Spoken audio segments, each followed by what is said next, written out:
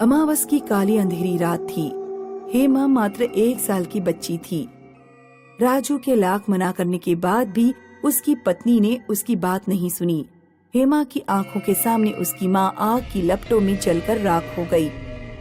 उस बेचारी को कभी समझ नहीं आया कि बाकी दोस्तों की तरह उसके पास उसकी माँ क्यों नहीं थी।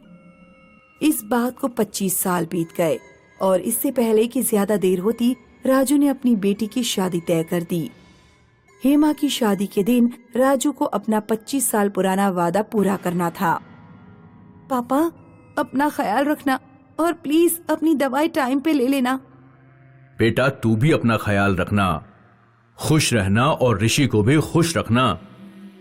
ऋषि अच्छा लड़का है पापा, वो मुझे खुश रखेगा। बेटा, मुझे नहीं पता तेरा शादीशुदा जीवन कैसा होने वाला है, पर मैं बस प्रार्थना करता हूँ कि मेरे जैसा बिल्कुल ना हो। ऐसा क्यों कह रहे हो पापा? बेटा, 25 साल पहले तेरी माँ हमें छोड़कर चली गई और तूने आज तक उसके बारे में एक भी सवाल नहीं किया। आपने मुझे कभी माँ की कमी महसूस नहीं होने दी, और चाहे जितने भी सवाल कर लूं, जवाब तो नहीं बदलने वाले, इसलिए मैंने सवाल करना बंद कर दिया। हे माँ, मेरी प्यारी सी बच्ची, तेरी माँ तंत्र मंत्र में इस हद तक पागल हो गई थी कि एक दिन जब मैं खेत से घर वापस आया तो उसने तुझे भी अपने उस तंत्र मंत्र में शामिल कर लिया था।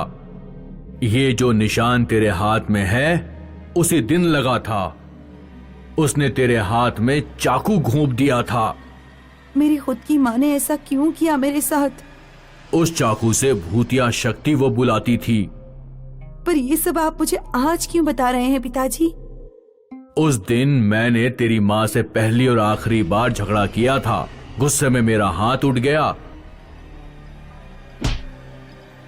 और तेरी माँ आग में गिर गई। वो उसी आग में जलकर मर गई। पिताजी, आपने मेरी माँ को? मुझे माफ कर दे मेरी बच्ची, मुझे तेरे हाथ में वो चाकू देख के और कुछ नहीं सूझ रहा था। हेमा, तब तू 1 साल की थी, जोर जोर से रो रही थी, पर तेरी माँ ने एक बार भी तेरी तरफ मुड़ के नहीं देखा। मेरा ये दृश्य देखकर दिल दहल गया था। मैंने उस दिन सोच लिया था कि मैं तुझे उस औरत के साथ नहीं छोड़ सकता। हेमा, मुझे नहीं पता उस रात को उस चाकू में शैतान आया था या फिर तेरी माँ की आत्मा, पर जब भी मैंने इस चाकू को तुझसे दूर ले जाने की कोशिश की है, तेरे साथ कोई ना कोई हादसा हुआ है। पर पिताजी, आपने आज तक ये चाकू मुझे क्यों नहीं दिया? बेटा, एक कागज में तेरी माँ ने लिखा था कि ये चाकू तुझे तेरी शादी के दिन मिल जाना चाहिए। अगर तू इस चाकू के बिना अपने पति के घर निकल जाती है तो तेरे लिए बिल्कुल अच्छा नहीं होगा। मुझे नहीं पता इस बात में कितनी सच्चाई है और वो तेरी माँ किस वजह से ऐसा लिखकर चली गई, पर मैं नहीं चाहता कि मेरी वजह से तेरी जिंदगी में कुछ भी बुरा हो। इसीलिए तू ये चाकू अपने साथ ले जा मेरी बेटी। हेमा की शादी हो जाती है। शादी के नियमों में हेमा और उसके पति व्यस्त हो जाते हैं।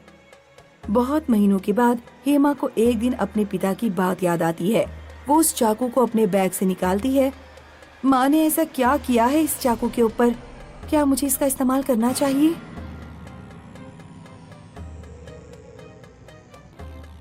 एक नटखट बिल्ली जो बार बार घर में आके बर्तन गिरा देती थी, फिर से किचन में घुस आई थी। भूतिया चाकू ऋषि के पास ही रखा था।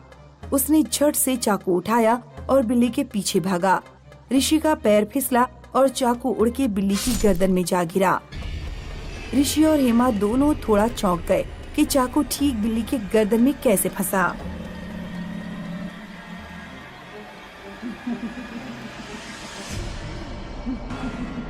बेटा हेमा,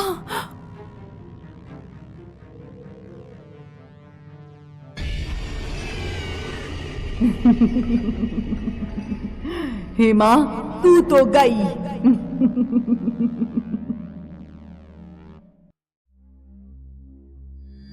हेमा, तू मरेगी, तेरी माँ जिंदा रहेगी।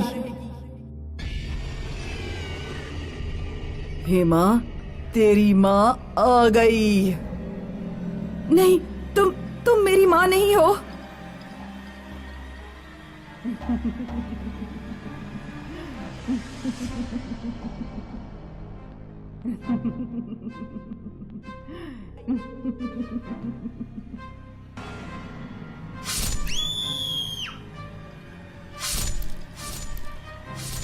ऋषि ऋषि बस करो, वो मर चुकी है। हेमा, तुम जिंदा हो। भगवान का लाख लाख शुक्र है। इस लाश को और इस भूतिया चाकू को हम जला देते हैं ऋषि।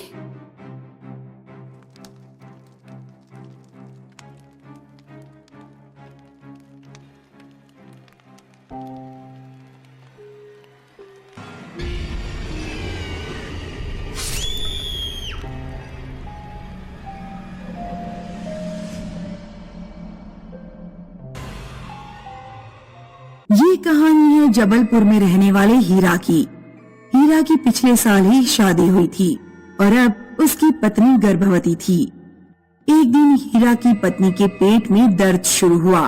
हीरा फौरन उसे अस्पताल ले गया। हीरा की पत्नी ने एक बच्चे को जन्म दिया, लेकिन प्रसव के दौरान वो मर गई। हीरा के सर पर दुख का आसमान टूट पड़ा।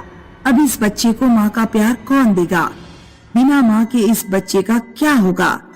कैसे ख्याल रखेगा इस बच्चे का? ऐसे ख्याल उसे सताने लगे। एक दिन गांव के मुखिया हीरा के घर आए। तुम्हारे साथ जो भी हुआ है वो बहुत बुरा हुआ। मैं तो जैसे तैसे ये सदमा बर्दाश्त कर लूंगा, पर इस नन्ही सी जान का क्या होगा? तुम ठीक कह रहे हो। इतनी छोटी उम्र में इसके सर से माँ का साया चला गया। मुझे तो कुछ समझ में नहीं आ रहा है। अब मैं क्या करूं? मेरी मानो तो तुम दूसरी शादी कर लो। तुम्हें नया साथी मिल जाएगा और इस बच्चे को नई माँ। नहीं मुखिया जी, मैं अपनी पत्नी से बहुत प्यार करता था। मैं उसे धोखा नहीं दे सकता। अरे हीरा, मैं मानता हूं कि तुम अपनी पत्नी से बहुत प्यार करते थे, पर तुम अपनी नहीं, इस बच्चे के बारे में सोचो। तुम अकेले इसे कैसे संभाल पाओगे? पर मुखिया जी, हीरा, तुम शांति से इस बारे में सोचो। तुम्हें जवाब खुद ब खुद मिल जाएगा। हीरा ने बहुत सोचा और आखिर दूसरी शादी करने का फैसला कर लिया। हीरा ने मानसी से शादी कर ली। मानसी के पति की हाल ही में एक एक्सीडेंट में मौत हो चुकी थी और उसी एक्सीडेंट में मानसी ने अपने पेट में पल रहे बच्चे को भी खोया था। देखो, ये मेरा बेटा सोनू है। इसकी माँ तो नहीं रही, पर तुम इसे माँ का प्यार देना। आप उसकी चिंता मत कीजिए।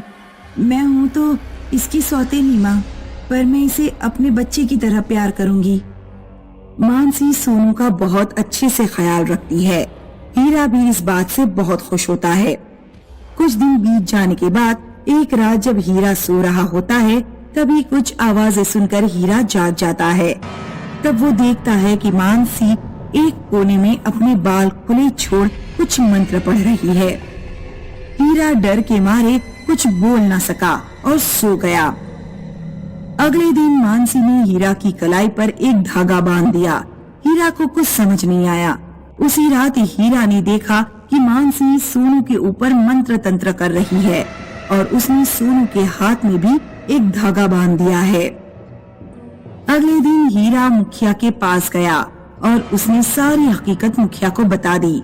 मुखिया और हीरा मिलकर गांव के तांत्रिक के पास गए। जैसे ही तांत्रिक ने हीरा के हाथ में वो धागा देखा तो तांत्रिक चिल्लाया, ये धागा तुम्हें कहाँ से मिला? ये धागा तो मेरी बीवी ने मेरे हाथ में पहनाया है। अभी के अभी इसे उतार दो। हीरा ने वो धागा तोड़ दिया और जैसे ही वो धागा जमीन पर पड़ा वो जलकर राख हो गया। ये तंत्र मंत्र विद्या किया हुआ धागा है। ऐसी विद्या कोई बुरी शक्ति ही पहना सकती है। ऐसा धागा तो मेरे बच्चे के हाथ में भी है। तांत्रिक ने अपनी विद्या से सब कुछ पता किया। तुम्हारी बीवी काला जादू जानती है और इस काला जादू ने उसे चुड़ैल बना दिया है। बाबा, आप ये क्या कह रहे हैं?